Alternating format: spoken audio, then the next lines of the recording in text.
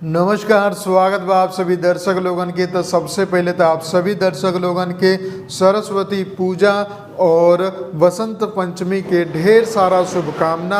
और शुरू करतानी यही के साथे अपन पहला खबर दिन के, जो कि बा हिट मशीन खेसारी लाल यादव जी के नया होली के गाना के बारे में। जी हाँ, जो ना गाना के नाम बा माझी के मूस। जी हाँ, माझी के मूस गाना के नाम बा।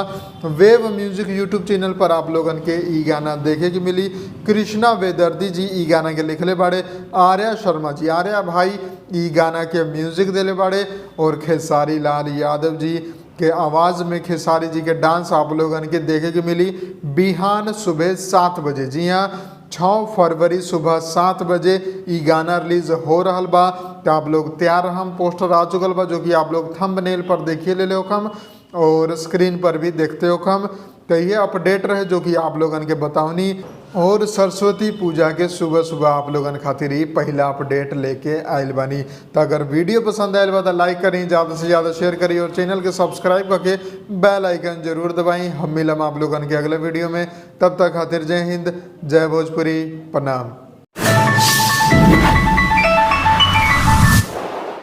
लाल बटन के दबा के अपने के चैनल के सब्सक्राइब कर ली और सभी खबर सबसे पहले देखे खातिर एक घंटे के बटन के भी दबा दी, ताकि जितना भी खबर डालम आप सबसे पहले फ्री में देख लें।